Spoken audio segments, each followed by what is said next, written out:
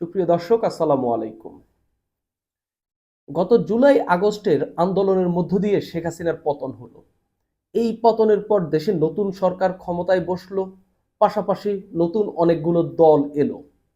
কিন্তু এই যে জুলাই আগস্ট আন্দোলন হলো, এত বড় একটা অভ্যুত্থান হলো, এত বেশি সংখ্যক মানুষের জনসমাগম হইল, ঠিক একই মানুষরা যদি আবার একই মানুষদেরকে ডাক দেয় বা একই আন্দোলনের জন্য কিংবা একই যে পতনটা হয়েছিল সেই উৎসবের জন্য ডাক দেয়, এক মানুষের ডাকে বা একই নেতাদের ডাকে কি ঠিক একই পরিমাণ মানুষ এসে কি মাঠে নামবে ওই উৎসবটি উদযাপন করার জন্য?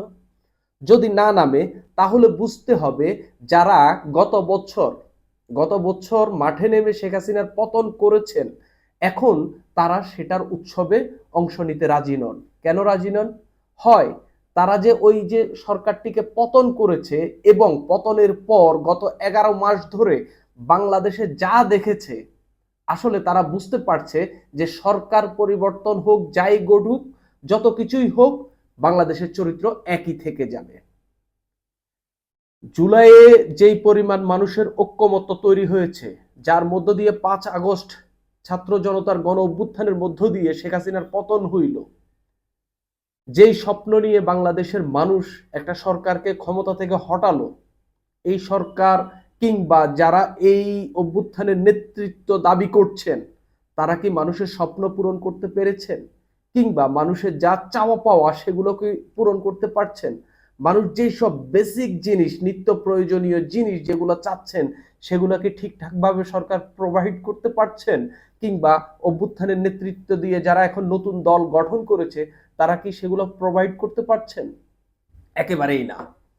অনেকে ইতিমধ্যেই জুলাইয়ে যে শেখ হাসিনা সরকারের পতন হয়েছে সেই সরকার পতন নিয়ে সন্তুষ্ট হইলেও এই সরকার এবং এই অভ্যুত্থানকারীদের উপর অনেকেই অসন্তুষ্ট। বিশেষ করে এই জুলাই চেতনাকে যে এককভাবে একটি দল কুক্ষিগত করেছে, এর জন্য অনেক মানুষ অসন্তুষ্ট।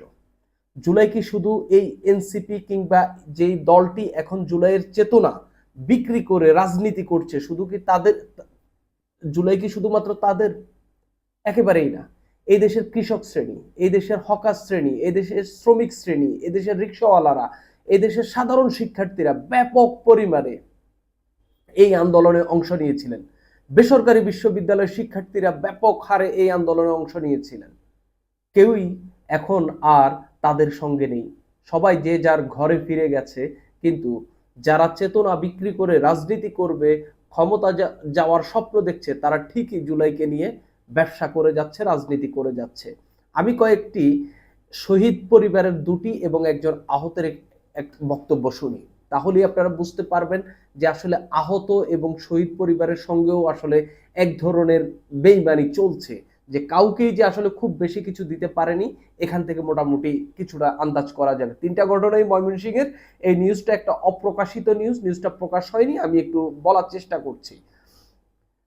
জুলাই আন্দোলনের শহীদ ময়মনসিংহ নগরীর পুরোহিত পাড়ার কলেজ ছাত্র আব্দুল্লাহ আল মাহিনের পিতা জামিল হোসেন সোহেল বলেন, রাজনীতি করার জন্য তো আমার ছেলে জীবন দেয় নাই। তিনি স্পষ্ট বলছেন, আমার ছেলে রাজনীতি করার জন্য জীবন দেয় নাই, অর্থাৎ তিনি বলতে চাচ্ছেন নতুন রাজনৈতিক দল গঠনের জন্য আমার ছেলে জীবন দেয় নাই।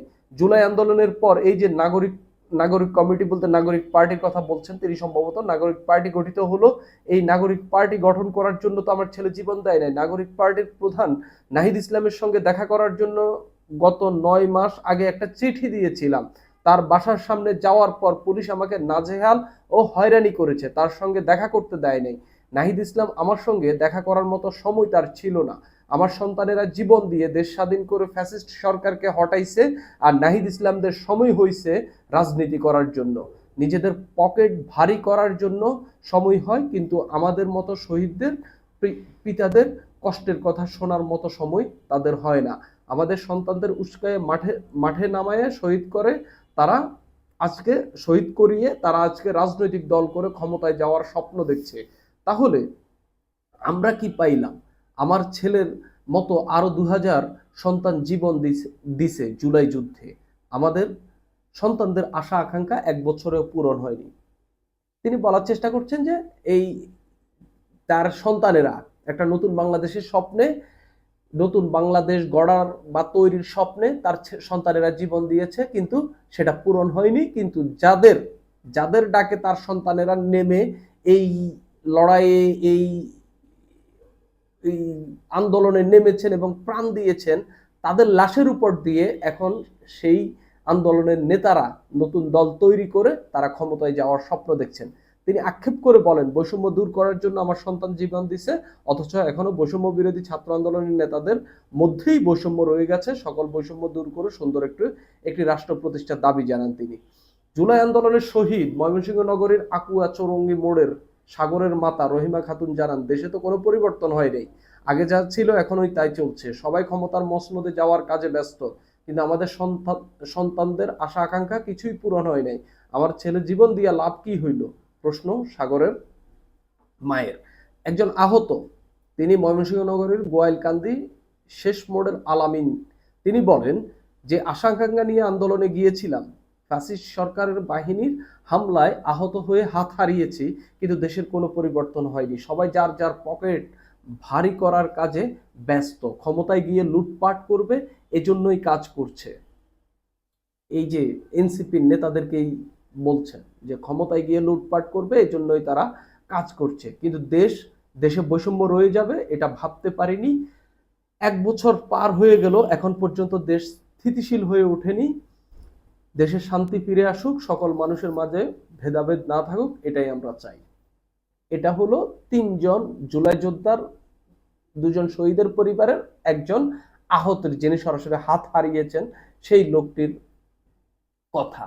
এই হইল জুলাই আন্দোলনে হতাহতদের, শহীদ, আহত এবং শহীদদের পরিবারের 2-1জনের কথা। আমি জানি এর বাইরেও কথা রয়েছে, অনেকেই পজিটিভ কথা বলছেন, অনেকেই আবার এনসিপির রাজনীতির সঙ্গে যুক্ত রয়েছেন, অনেকেই বৈষম্য বিরোধী ছাত্র আন্দোলনের রাজনীতির সঙ্গে যুক্ত রয়েছেন। খুবই স্বাভাবিক, এক একজনের এক এক মত থাকতেই পারে, কিন্তু মানুষের মধ্যে এই রিগ্রেটটা কেন আসবে যে গত বছর যে আন্দোলন করে আমি আমার সন্তান, আমার ভাই, আমার পরিবারের একজন, আমার আত্মীয়, আমার বন্ধু যিনি প্রাণ দিয়েছেন, এই 1 বছর 11 মাসের মাথায় এসে কেন আমাকে সেটার জন্য রিগ্রেট করতে হবে? সেটার জন্য কেন আমাকে অনুশোচনা করতে হবে? সেটার জন্য কেন আমাকে নিজের সঙ্গে নিজেকে যুদ্ধ করতে হবে, লড়াই করতে হবে? ঠিক এই ফিলিংটা তৈরি হওয়ার ক্ষেত্রটা তৈরি করে দিয়েছে যারা এই আন্দোলনের নেতৃত্ব দিয়ে পরবর্তীতে ক্ষমতার আশপাশে থেকেছেন এবং এখন নতুন রাজনৈতিক দল গঠন করে তারা ক্ষমতায় যাওয়ার স্বপ্নে বিভোর হয়ে আছেন। এই আন্দোলনে অন্য স্টেক হোল্ডার যারা রয়েছেন, বিএনপি, জামায়াতে ইসলামী, সবাই ক্ষমতায় যাইতে চায়, তবে জুলাইকে কুক্ষিগত করেছে কারা? 3টা সংগঠন মূলত জুলাইকে কুক্ষিগত করেছে। বৈষম্য বিরোধী ছাত্র আন্দোলন, এই সংগঠনের নামেই এই শেখ হাসিনার পতনের আন্দোলন হয়েছে, তাদের নামের সঙ্গে জুলাই থাকবে এটা খুবই স্বাভাবিক। পরবর্তীতে এনসিপির হাতে এটা গিয়েছে। ইনকিলাব মঞ্চ, তারাও জুলাই তাদের বলে দাবি করে থাকে। এরকম 2-3টি সংগঠন জুলাইকে নিজেদের কাছে কুক্ষিগত করে রেখেছে।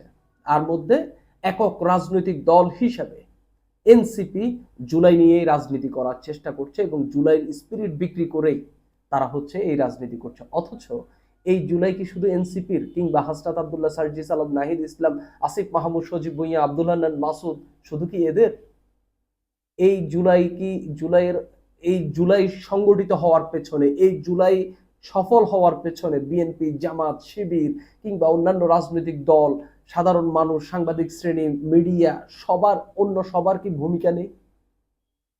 অনেকেরই ভূমিকা রয়েছে, সেনাবাহিনী, সবারই ভূমিকা রয়েছে।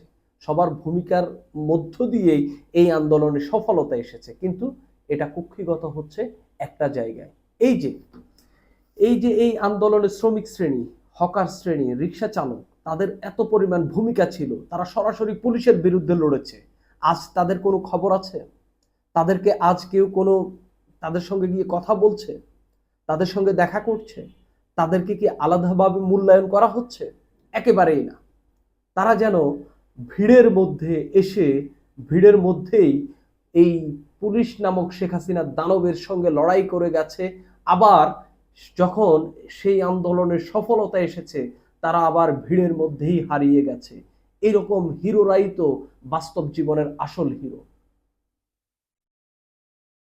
নাকি যারা স্লোগান দিয়েছে এখন পরবর্তীতে তারা নতুনভাবে রাজনৈতিক দল গঠন করে পুরা আন্দোলনকে নিজেদের দাবি করে এখন সেটাকে কুক্ষিগত করে তারা শুধুমাত্র সেটা বিক্রি করে রাজনীতি করার চেষ্টা করছে, তারাই আসল হিরো। কারা আসল হিরো সেটাই মানুষ এখন বিবেচনা করছে। সুপ্রিয় দর্শক, জুলাই কার হাতে গেল, কে এটা নিয়ে রাজনীতি করছে, কে কুক্ষিগত করেছে, আপনারাও মন্তব্য করে জানাবেন। আজ এই পর্যন্তই।